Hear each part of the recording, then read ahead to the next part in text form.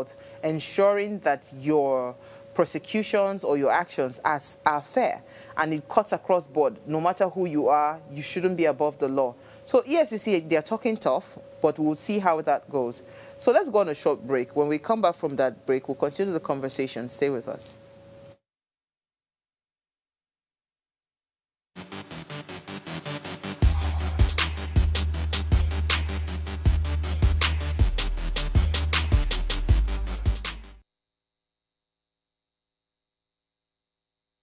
Life is made up of moments, some that fill us with joy, others that test our strength. Welcome to Heartlines. This is our space to explore the highs and lows of human connection, the love, the heartbreak, and resilience that shapes our life. From relationships to friendships, parenting to partnerships, and so much more. Every week, we share stories and conversations that define us, navigating love, separations, the struggles of parenting, dealing with anxiety and managing the pressures and stress of life. Real conversations that bring us closer, helping us heal, grow, and connect. So join me Mondays through Fridays at 10 p.m. for Heartlines, the show where we connect hearts, have real conversations with real people, one story at a time.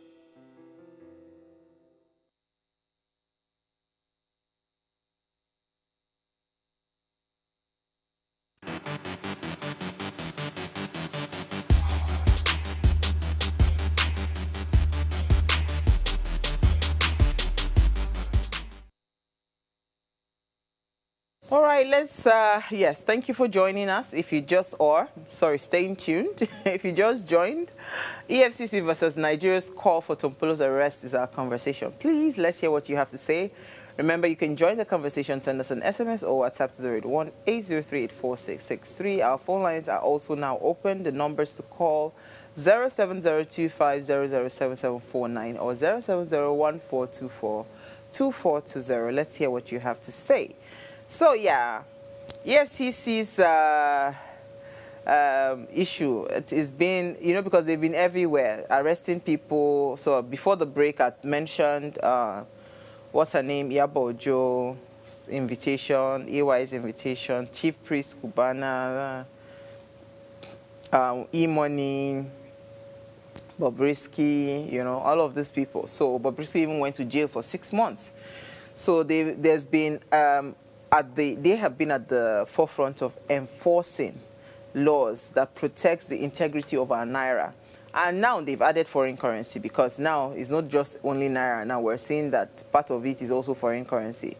So as part of its mandate to combat financial crimes and uphold economic stability, the EFCC has also implemented a range of initiatives that is aimed at addressing naira abuse, counterfeiting, and other forms of currency manipulations.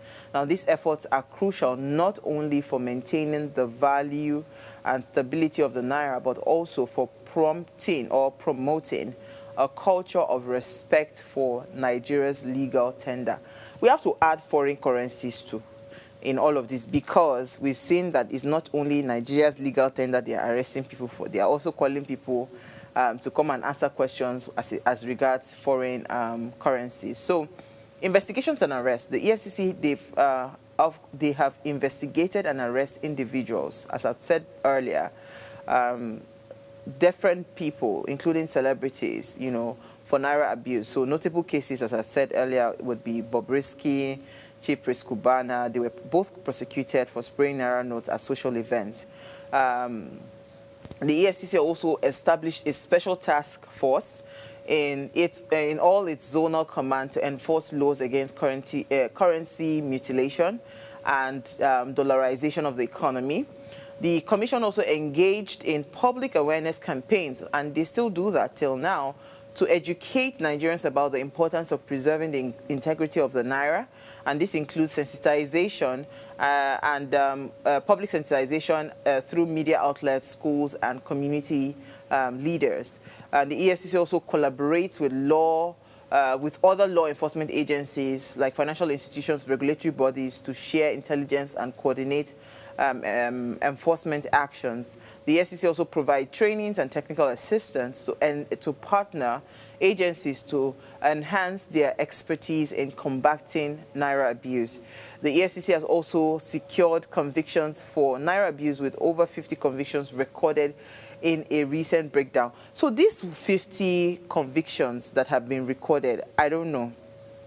What are your thoughts? Because I can't find the list. I couldn't check on the list. I cannot find the list. So if we go back to that Tompolo's video, first of all, this event happened sometime in April, I believe. And up till now, right, up until date, we have not seen any invitation or whatever from EFCC to say, you know what, Tompolo, you have a question to answer. Have they, because EFCC did not come out to say, oh, we have actually sent a letter, right? We have actually done this. None of that was done. It was based on the fact that people posted that video and tagged EFCC, and that's why EFCC then came out to respond to say that Tompolo had questions to answer.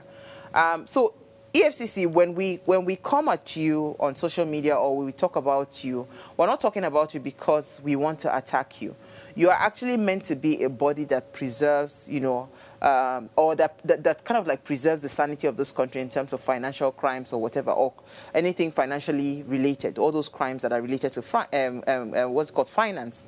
And that's why for every time anything is going on, right, we are always watching and seeing what your actions would be. EFCC is meant to be an independent body, and EFCC is supposed to be like a control, a regulator for some of these things that we see online. So if you are arresting the likes of Very Dark Man in a very, very funny way, I still maintain it, because why do you need to cover his head with a black cloth? And you've arrested the likes of Bobrisky. I mean, there was a time Bobrisky was actually uprooted from a flight, a KLM flight, right? He was traveling out of the country. He was uprooted, right, and sent to the EFCC jail or whatever it is. So if you have been able to do all of these things, right, I don't want us to see, look at you and start to see, okay, it seems like some people are truly above the law, because that's what is happening.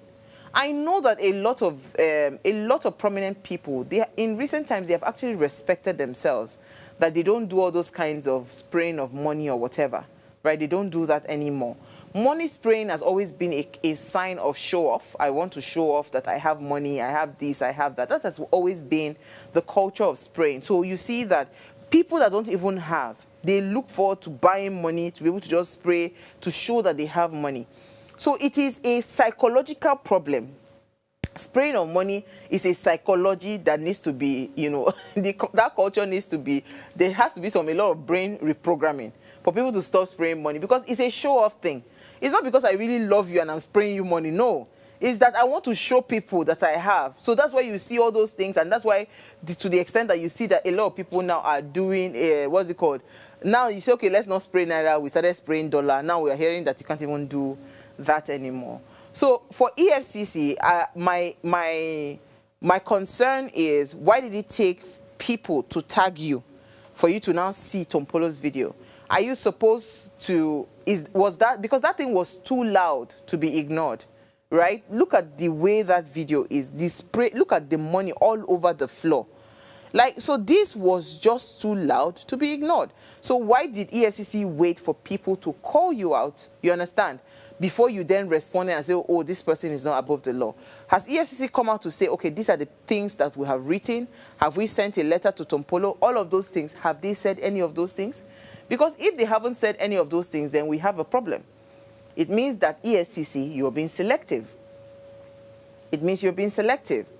You're supposed to be an independent body that is supposed to be the watchdog, right? To protect us against financial crimes. So let us see you work. There's a young man on Instagram that does something on real estate. And I know that he's been hammering on the fact that a lot of realtors are selling properties in foreign currency, right? His name is Scott, I believe, yes. A lot of realtors have been selling properties in foreign currencies, renting properties in foreign currency. And I know that EFCC responded, you know, saying that, you know, all of those people, they will be prosecuted and they will be brought to book. So you see, but you see Tompolo. As I said, if you don't know who Tompolo is, I'm sorry, I cannot help you. But Tompolo's case is a simple case, and it's something that, you know, EFCC must really, really show us that Tompolo is not above the law. Because with all of this that has happened, clearly, Bobrisky did not do half of what Tompolo has done. So if Bobrisky got 6 months in jail, are we looking at a 1-year jail term or a 2-year jail term for Tompolo? Or what exactly are we looking at? Because he has to also face the wrath of the law. Because, I mean, literally all the people that I've mentioned, the Chief Priest Cubana, Bobrisky, Iyabo Ojo, what's AY, what's his name? All these people, E-Money, they didn't do half of what Tompolo did at all, you know? And so Tompolo's bracing show, right? The fact that he has the boldness to be able to do this, it means that he believes he's above the law. So it is now left for EFCC to prove to us that Tompolo is not above the law.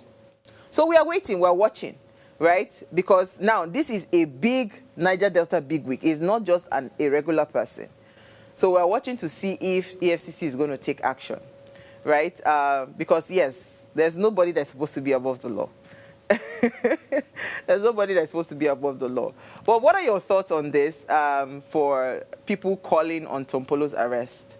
I need to know what your thoughts are. If you can, please call us on 07025007749 or 07014242440.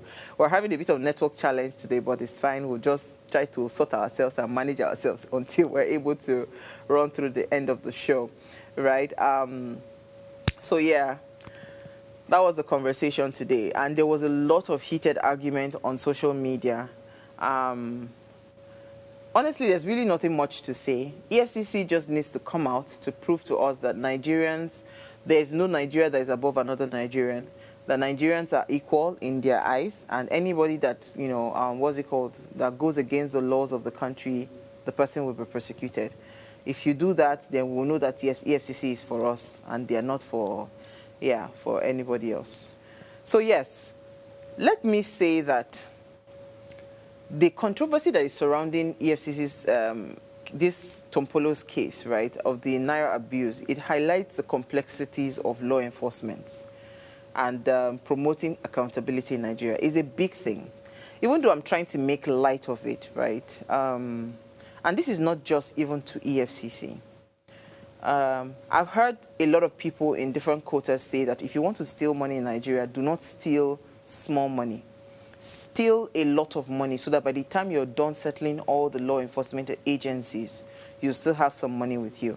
So that's why, I don't know if you remember the video I played, I think was it last week or 2 weeks ago, where we had moved from stealing thousands, we started moving to stealing millions, we started stealing billions. Now we are in trillions.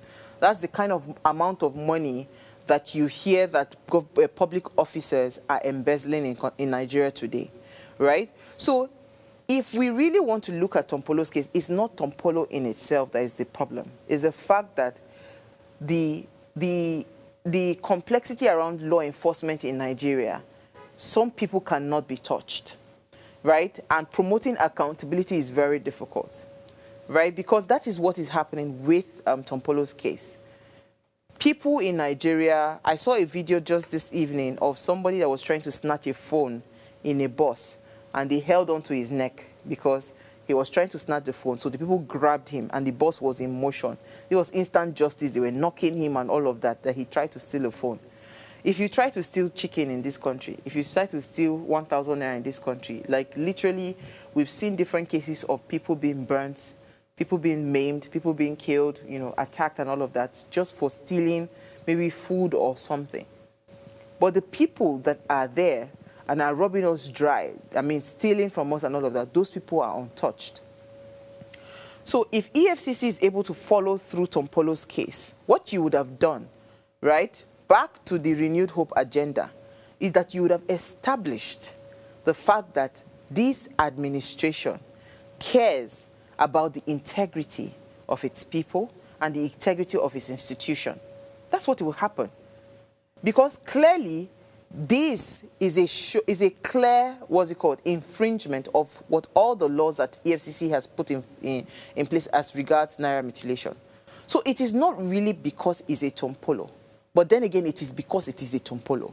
So EFCC needs to prove to Nigerians that, truly nobody is above the law. And it is not just talk shop. It is you actually taking action to ensure that the same thing that was meted to a Bobrisky should be meted to a Tompolo based on the evidences that have been put forward. So then you now strengthen the, the trust that Nigerians have in your agency, that Nigerians have in that institution, to say that, yes, EFCC, truly they are doing their job in totality, without any bias. Right? So while some Nigerians demand actions against Tompolo, others question EFCC's selective enforcement. That is the thing. And the ability to hold influential individuals accountable. It's as simple as that. Let's not keep having people that are nobodies, or they do not have any godfathers, or they do not have any whatever. Let's not keep having those people, go scot-free.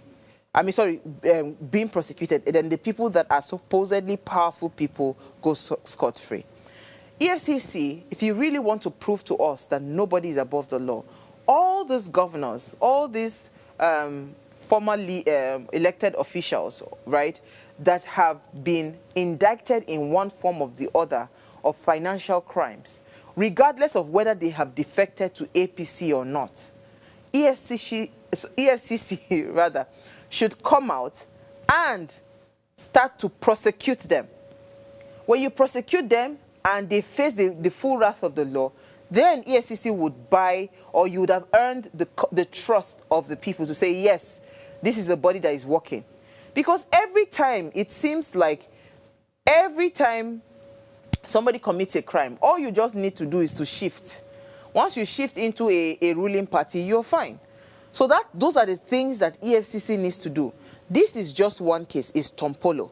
But beyond Tompolo, all the government officials that have been elected over the years, right, that have been in office, and there have been a lot of, financial cases against them, or they've been pointed different kinds of fingers on some financial crimes. What is EFCC doing about it? Because if EFCC shows that they have a selective enforcement, right, and they do not have the ability to hold influential people accountable, then there's no, EFCC as a body should not even exist in Nigeria anymore. Let's not have it. But if you must exist, then you must also be seen that across board you are working for the good of the people and to truly clean up the system. So the outcome of this case, this Tompolo's case, will likely impact public perception of EFCC's effectiveness and commitment to upholding the law. It's as simple as that. So that's why people are actually particular about Tompolo, because he's such a powerful figure, right? He's not just an anyhow person.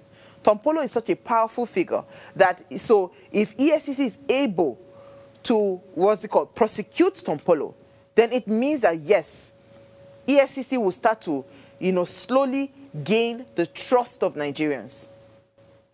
A very fair and transparent investigation will be very crucial in this particular case.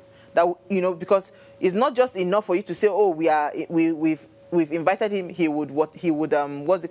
He's not above the law. He has some questions to answer. No. The process, if EFCC wants to blow, this is the best time to blow, because now we need to see a very fair, we need to see a very transparent, we need to see the process, every single step of the way, the investigation being carried out. We understand? Because if they do that, it is very crucial in determining whether Tompolo will be held accountable for his alleged Naira abuse. So it means that the people will then back EFCC up to say, yes, we are seeing this thing, and Tompolo truly must answer, these questions. Then it will also tell that the presidency, too, have given a go-ahead to say, do what is needful. Then beyond that, EFCC will now go back to Mr. President and say, okay, we have some people in your APC, too, that they have questions to answer. You see how it goes? That's how it works. You understand? If you're able to successfully pull through one case, a powerful case like this, then you can now start to have, the courage to say people are now demanding for other things. because the EFCC's their response to this case will also have implications on Nigeria's broader, efforts to promote financial discipline and the respect for the national currency, right? So Nigerians now will now pay attention more. It's no longer, because even with all the things that are in place, people still spray money. I still see parties, I still see people spray money. So that's to tell you that it's not, it's not really effective. So, but when Nigerians start to see powerful people go to jail, to go and chill there for 6 months because of naira mutilation, everybody would adjust. Everybody would adjust. So as the agency continues to navigate this high-profile case, Tompolo, it must balance the need for accountability with, of course, the requirement for fairness and due process, right? That's what I've said. So it's not just Tompolo alone. You must balance it with other high-profile cases, right? It's just as a reminder, Yaya Bello, I think fingers have been pointed, former Governor Okowa, like different people. I'll just call the few ones that comes to my mind at this point, right? But there are different people that they have been fingered to have crimes. Remember the one that put dollar in Ganduje, that put dollar in his head? Like literally, we have a lot of, financial questions, right? Corruption cases that have been, just been hanging, right? So beyond Tompolo, EFCC should then move to the broader picture. So this will now help to ensure that, there is respect, for the institution called EFCC. Because now people will see it truly as a place where there is fairness and it follows due process. So it's no longer going to be, so even these politicians now, they will no longer cross carpet. So this is a call to our President of the Federal Republic of Nigeria. The truth is that the ability for EFCC to carry on their job, right, and follow due process and do a fair, process for holding leaders accountable, it lies in your hands, right? So it's important for you to also give, EFCC that capacity to do that job. I believe we have a call. Hello? Are we there? Hello? Did we lose the call? Okay, so, so I believe that if you're able to, as the President of the Federal Republic of Nigeria, give them full authority. Even the people now that are stealing money, they will not find ruling party as a safe haven. Do you understand? They will not find the ruling party as a safe haven. They will now intentionally do their jobs and be accountable. I've not said that when you are in public offices, you cannot make money. But make money there are ways, legitimate ways to make money. And not the kind of one that is sickening. Like what is one person doing with trillions of dollars? What are you doing with it?